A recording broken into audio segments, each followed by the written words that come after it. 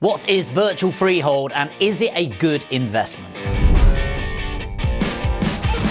Before we jump into virtual freehold, what is freehold and what is leasehold in the first place? Well, a freehold property is essentially where you own the ground and the sky above the property, whereas a leasehold property is you own the property itself, but you are leasing the space that's below it. So if you've got a leasehold flat, for example, you don't own the front door to the building, you don't own the steps up to your house or your flat in this case, you rent it. And so what you pay is a ground rent, and then sometimes you also pay a service charge if the flat's big enough or they've got grounds, etc.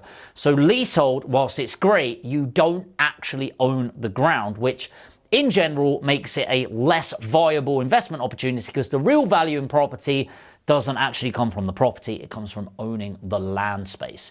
A freehold, you own it, which is why I like investing in boring vanilla buy-to-let houses that are freehold only. Is there that exception? This is where virtual freehold comes in. So in the 19th century, the redeployment of land started to come around. And essentially, this is the big land trusts in the UK, royalty back in the day, and of course the government owned a lot of this land and they wanted to make it available to the masses, but not for free, not over the long term. They wanted to make a long enough generational decision, but not so long term that they couldn't get the power back, just in case future governments wanted to seize the land back. And so they created long leases. Now, a typical leasehold property is between 99 and 199 years, okay? And once it gets there, you have the right to extend. So being a freeholder in the UK, it doesn't mean you can just go, yeah, I'm just not going to extend it at the end. You come up with a reasonable valuation, which is based on the value and the ground rent charges, and then you can extend on that. So a virtual freehold or a long lease property is anything above 199 properties. And believe it or not, I buy them all day long. Now, why would I do that? Well, because what makes it a virtual freehold is that the ground rents, crucially, are peppercorn rates. What does that mean? What a random turn of phrase, but it is called peppercorn rates. So if you hear peppercorn rates, what it means is a very low ground rent. It actually wasn't intended, by the way. When the contracts for virtual freeholds were created, somebody got into a lot of trouble because they didn't put increases adjusting for inflation, which is really stupid, by the way. And I'm going to tell you exactly what that means with a worked example in a second. Let's say it's £10 when it was created for the ground rent. And let's say this was done 100 years ago. Right, we're going to give a virtual freehold on this property for 999 years, which is quite typical, and we're going to charge you £10 ground rent. So it's reasonable back in the day, not a crazy expense, and that's typically over a year. Now, adjusting for inflation, now, let's say it was 100 years ago, adjusting for inflation, that might be like £250 to £300. The problem is the person that created the contracts with the legal precedents didn't adjust for inflation, and so that cost of the ground rent would still be £10. So even in 900 years now, it will still be £10, and extending the lease to 100 or 200, 500, 1,000 years, or 999, it actually just wouldn't cost too much at all.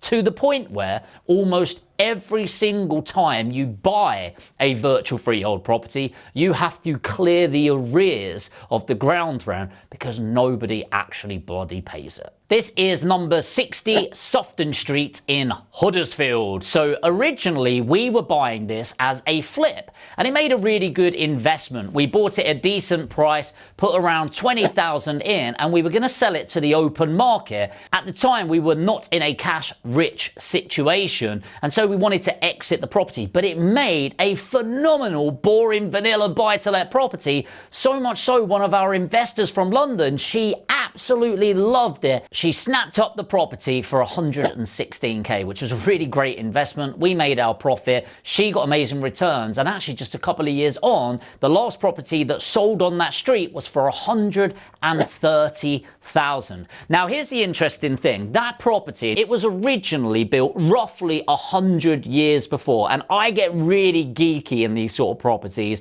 You would have seen me going around properties and seeing the writing, the legals around it. And I absolutely love it. Like, when you think there's 100 years worth of people that have lived in that property, I find that really fascinating. And that's one of the cool things about property. I won't geek out too much because it's not the video for it. But when you think like people that have been in this property for generations after generations, and they will be for hundreds of years more. But what's really interesting is this particular property had ground rent on it for £12 and 12 shillings. And just so you know, back then there were 20 shillings to a pound. So we had £12 and 12 shillings to pay on an annual basis for the ground rent on this property. Now, adjusted for inflation, we're talking around £280, which still isn't a big deal, but obviously that goes up over time, right?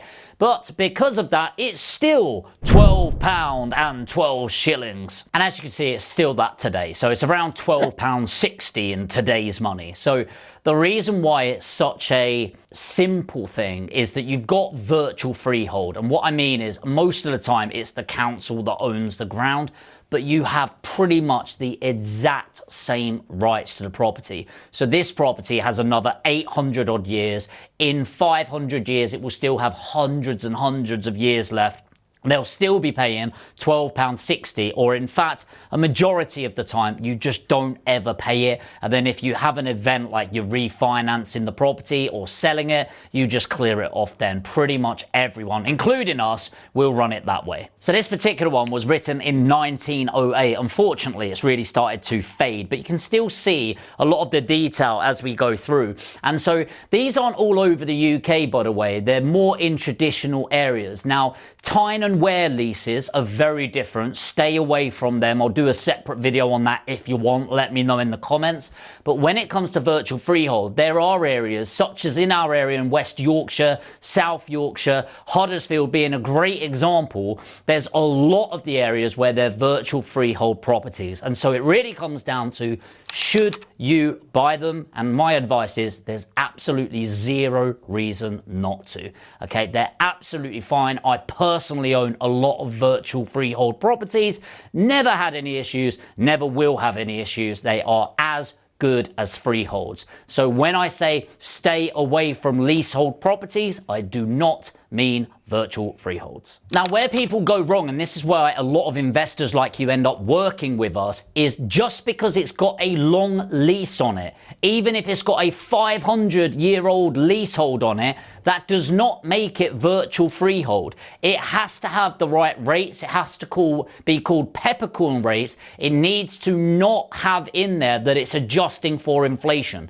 And it's super important, this, because it can miss that out sometimes, and it's really easy to miss that out. And then what happens is you end up paying hundreds of pounds. And is that the end of the world? No, but it does impact the value and the capital appreciation of the property. So if you've got a virtual freehold, make sure to look at the fine print. And if you want to work with experts on this that can give you that time, knowledge, and connections to help you build your property portfolio, put APG in the comments. So this is for people that have got 50k or more to invest. That doesn't go to me. That's to help you build your portfolio. So you're buying property with that. But if you want us to find the property, negotiate it, get it through legals, use our finance team, get the refurb done in-house, and we manage it, we take the whole thing off of you so that you can eventually stop working hard for your money, and we'll get your money working hard for you. And if that's you, put APG in the comments. We'll send you a link, fill in your details, and you can have a free one-to-one session with me or my team to see if we can help you build that portfolio for this year and beyond. APG in the comments. If you're new to the channel, make sure to hit the subscribe and the notification bell. And if you did get value, hit that like button. It takes you 2 seconds and really impacts the team. So hit the like, and I'll see you in the next video.